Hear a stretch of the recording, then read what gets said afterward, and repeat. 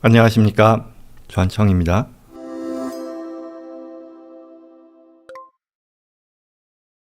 가족자선기관 설립에 대한 내용이죠. 오케이. 최근 주변에 개인 또는 가족자선기관을 설립하는 경우를 종종 봅니다. 텍스 문제를 도와주는 회계사가 절세 목적으로 설립하면 좋다라고 했는데 이게 맞는 말인가요? 가족자선기관을 통해서 얻을 수 있는 효용에 대해서 알려주시면 고맙겠습니다.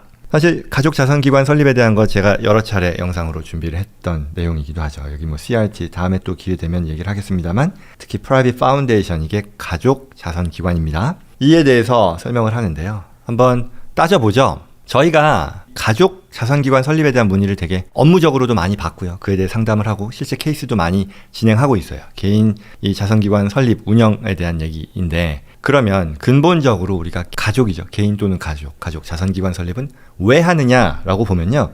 크게 봐서 두 가지 목적일 겁니다. 하나는요, 세금을 절세하는 게 있고요. 두 번째는 자선의 목적입니다. 자선의 목적이야 뭐 말할 것도 없겠죠. 내가 당연히 자선을 하려고, 자선 활동을 하기 위해서 엔터티를 세우는 거니 그게 자선기관이니까 두말할 필요 없을 것이고, 세금과 관련해서는 우리가 역시 자선기관이라고 하는 것은 세법 501C라고 하죠. 501C 엔터티라고 해서 면세기관인 거잖아요. 자선의 목적으로 운영되는 기관이니 IRS는 이들에 대해 면세기관으로서의 혜택을 주겠다라는 것이고, 내가 그 자선기관에 도네이션 하는 것도요, 세금이 절세될 것이에요. 그렇죠? 내가 마치 교회나 학교, 박물관 이런데 기부하는 것이 기부활동, 기부 금액으로 인정받아서 내 소득세를 줄이는 데 쓸 수 있는 것처럼, 내가 가족기관, 가족자선기관을 설립해서 거기에 트랜스퍼하는, 옮기는 자산 역시도 세금을 절세하는 데 쓸 수 있을 거예요. 이게 가장 전형적인 이유일 텐데, 세 번째 목적을 우리가 또한 얘기할 수 있다는 거죠. 간과할 수 없을 내용이, 나 또는 내 가족의 자산을 증식하는데도 굉장히 파워풀하게 쓰일 수 있다라는 그런 내용입니다.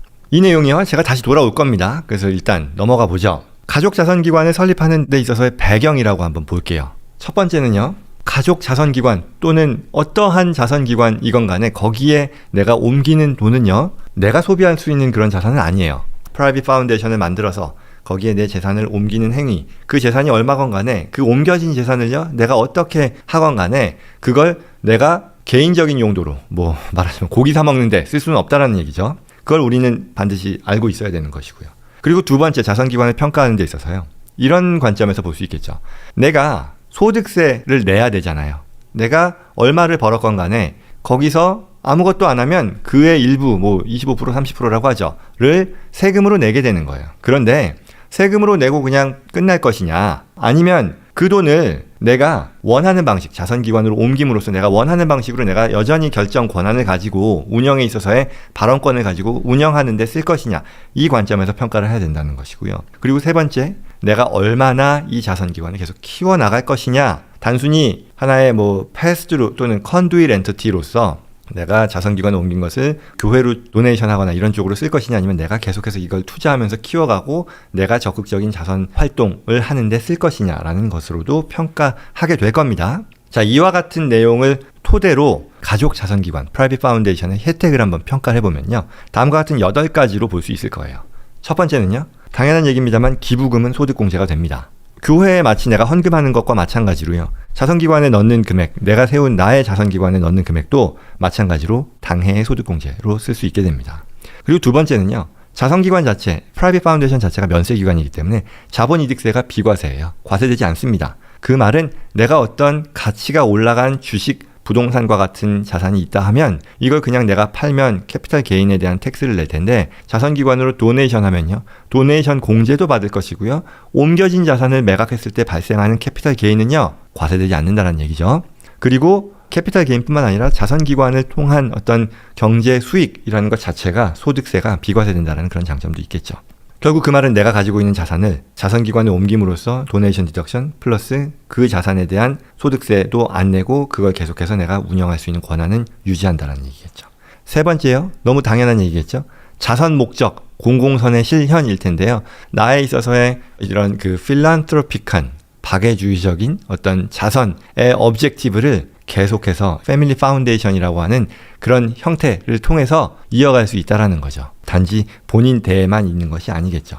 다음으로는 기관을 운영하는데, 이 프라이빗 파운데이션을 운영하는 데 있어서 가족 구성원을 참여하게 할 수 있죠. 그렇게 함으로써 가족 간의 단합을 달성할 수도 있을 겁니다. 결국 이 말은요, 뭐 꼭 패밀리 비즈니스가 있는 경우도 있고 그렇지 않은 경우도 있고 가업을 상속하거나 증여하는 그런 경우, 이어가는 그런 비즈니스 석세션도 있지만 그렇지 않은 경우라 해도 가족이 한데 모여서 이와 같은 좋은 일, 공공의 선을 실현하는 데 있어서 의견을 나누면서 하는 그런 장을 마련할 수도 있다는 그런 장점인 거죠. 그 다음에 5번째는요. 다음 세대의 유산으로 계속 이어질 수 있다라는 거죠. 다음 세대의 유산, 뭐 레거시라고 표현할 텐데 이걸 물려준다라는 거죠. 그리고 이것은요. 상속 자산이라고도 부를 수 있을 겁니다. 그리고 높은 자산 가치 상승이라는 것은요. 일단 프라이빗 파운데이션 자체가요. 면세 기관이잖아요.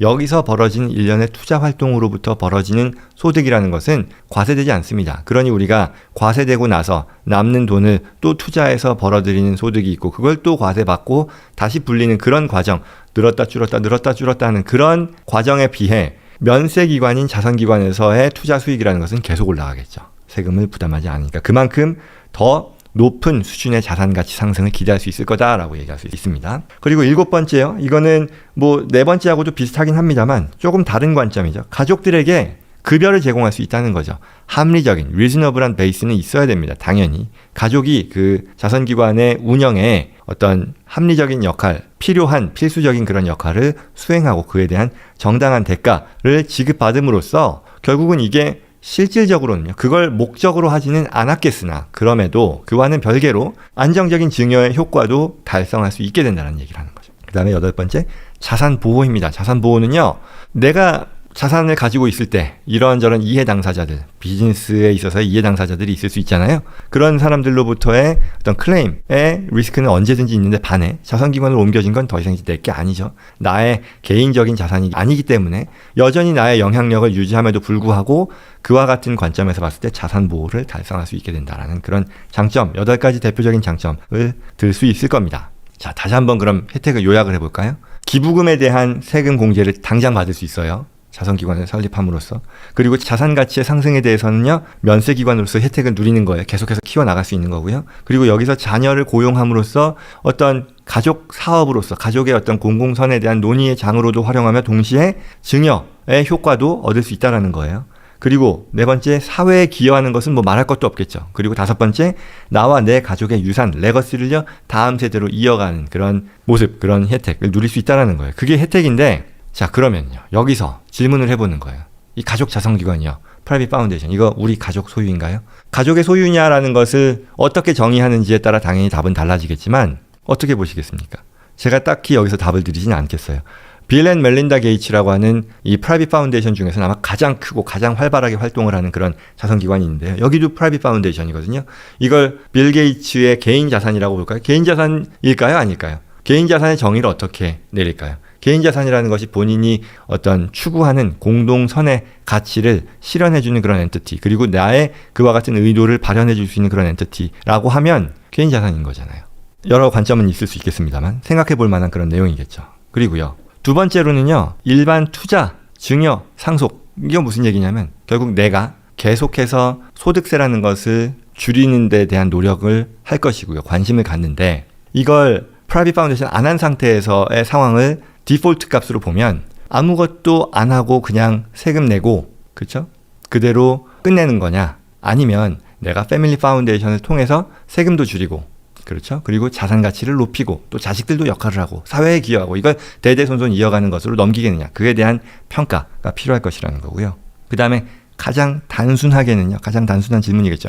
내가 지금 방금 금년에 벌어들인 소득에 대해서 30%를 정부의 나의 의지와는 무관하게 당연히 세금을 내는 행위는 그 자체로 가치 있고 존중받을 행동이겠습니다만 그럼에도 나의 어떤 의사와는 무관하게 사용이 되는 거잖아요. 그랬을 때 그걸로 할 것이냐 아니면 나의 패밀리 파운데이션을 통해서 활용하겠냐 내가 원하는 공공선의 방식으로 공공선을 실천하는 데 활용하겠냐 이 질문에 대한 답이 필요하겠다라고 합니다. 그래서 제가 생각하는 결론은요. 소득을 꾸준히 버는 저를 포함해서 계속해서 경제활동을 해서 소득을 벌고 그리고 그 수준이 어느 정도 이상이 되는 소득세 플래닝이 필요한 사람들에게 결국 절세 플래닝이라는 것은 끝나지 않을 라이프타임 어떤 홈워크이 될 것이고요. 그리고 따지고 보면 우리가 소득세 플래닝이라는 것에 대해서 할 수 있는 것들이 굉장히 제한적인데 그 제한적인 수단 가운데에서 이 자선기관이라는 것은 그 자체로 절세 플래닝 면에서만 봐도 굉장히 파워풀한 그런 방식이다라는 게 제가 생각하는